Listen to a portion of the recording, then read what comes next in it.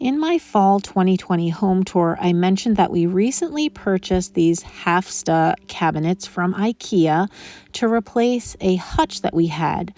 Now, the hutch we had for about 8 or 9 years, and we had gotten that thrifted from Facebook Marketplace for $100. But in my home tour, I didn't get to go into detail about all the thrifted finds that I have used to decorate my hutch and why I've placed them where I have. So I thought we would take a moment to do a little mini hutch tour. We can go through the items that I chose. If you've watched my channel for a while, you'll recognize a lot of the items, and we can kind of talk about why I put them where I did. So first of all, here on the outside of the hutch, I do want to just show you that these are 2 DIYs that I made. The Live Thankfully sign I actually made from Dollar Tree products in a live craft with me. And then the wreath in the middle I made, that is part of a video. I can link that above. I do have a DIY channel where I do lots of DIYs if you're interested in that sort of thing. And this basket here I purchased, I think, from a yard sale. It was so long ago that I don't remember. So that is a thrifted find. Looking at the glass doors as a whole, I wanted the hutch to have a very unified look. So if you are a thrifter, you don't have to just throw all your things into one place and have it just be like a collection. I try to use my items so that they look cohesive and that it looks like, I'm trying to achieve a certain look. So in this hutch, I wanted it to be like whites and browns and greens and stainless or silver colored metals. I store my decor in bins based on the color or the material. So I have a woods bin. So I went into my woods bin and pulled some things. I went into my metals bin and I pulled some things. Because I knew the look that I was going for. Here I have this metal candy dish. I love these things. I actually just picked up another one in a smaller size from the Goodwill outlet bins. And these are great because right now I'm using it to hold a pumpkin, but at Christmas time, you can put dominoes, you can put Christmas balls. During the non-seasonal times, you can put vintage trims. I mean, they are just great for creating vignettes. So I definitely recommend picking those up if you see them at thrift stores. I am a huge fan of ironstone. I think my ironstone and restaurantware loves have taken over my milk glass love, if I'm honest. So this is an old piece of ironstone. It's an old bowl. I love this thing. I don't care that this bowl has chips on it. I just like to display it. And then this is a piece of ironstone that actually looks really similar to my Gibson dishes, and I'm very drawn to this pattern for that reason. So I pick it up when I see it. It is Federalist ironstone, and I just think it's gorgeous. So I really love these white pottery pieces because they go well for any season. Moving to the left, I have this pumpkin. This was an old pumpkin that I actually updated for this year. And then these are some of my Smith Taylor pieces. These are mid-century, and they have that aqua color that I love. This is a little ornament that I found. I think it's probably a Christmas ornament, but it has the oranges in it. And then someone had sent me these little spoons. Sorry, I dropped one. But I pulled these out because they have that same medium wood tone that you'll see on the upper shelves as well. This is a trick that I learned from Robin Johnson, that you can set, just a bunch of spoons or knives in a bowl, and it makes for a very pretty decorative part of a vignette. Moving to the second shelf, I have this really pretty white vintage planter. It says Heathrow by Brody.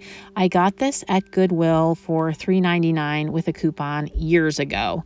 And I love this thing. I think this is one of the first pieces I got when I started to really become interested in white pottery.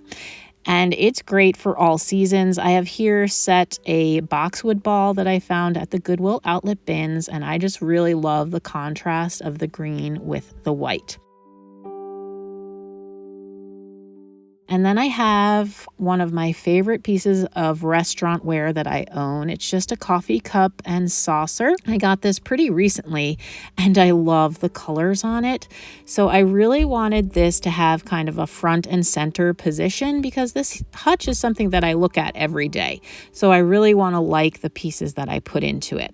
And I've placed the restaurant ware on top of a stack of ironstone dishes. Now, ironstone dishes, if you can find them, they make a great riser for vignettes.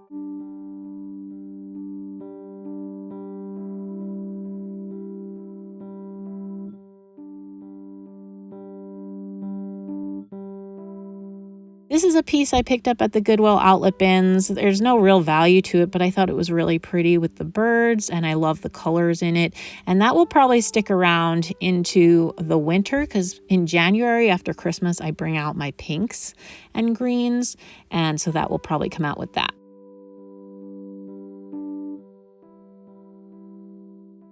I love all the dough bowls that I've seen in Decor, especially at Target and other places, but they are expensive.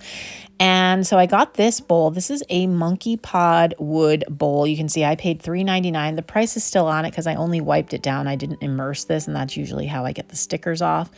But this piece I bought because it reminded me a little bit of those dough bowls that you see. So it's carved and it has that medium wood tone. You can see the grain of the wood. And so it just really kind of evoked that same feeling without the same price tag. The plate behind it, I just recently picked up. I wasn't even sure when I put it in there. I mostly put it in there because I didn't want it to break.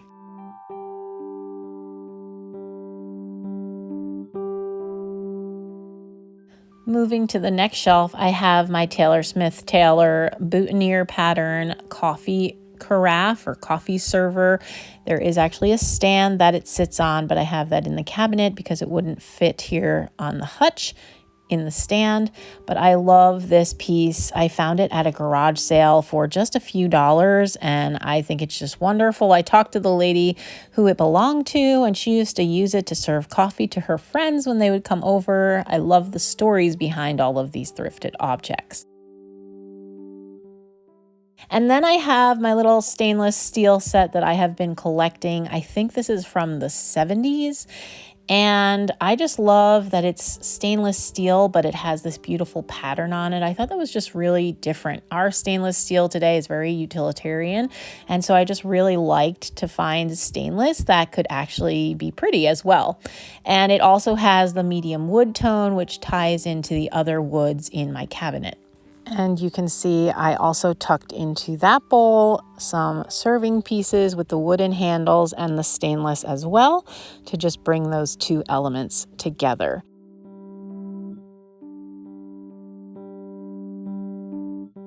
As I'm going through the hutch, you can see it's kind of like a back and forth for the eye. Like I'm not putting all the woods in one place and all the metals. I really want the eye to travel naturally from shelf to shelf. And so you do that by almost creating like zigzag patterns with the types of things that you're putting in the cabinet. I carried the wood theme up to the top shelf with a stack of monkey pod wood salad bowls. I do have a large salad bowl that these go with, and also the wooden servers that are on the first shelf also go with this set. But again, I don't need to display them all together. So I love the stack here. I liked that it kind of copied that tall shape that's in some of my other pieces in the cabinet. And I was able to do that by stacking things. I don't necessarily have to have like a wooden pitcher or something. So I did that with my monkey pod bowls. And moving across my shelf, I'm capturing some more of the white, or in this case, yellowish cream pottery. This is a very special bowl. This belonged to my husband's great-grandmother. So I really wanted it to have a place of prestige in the hutch, which is why I put it up so high.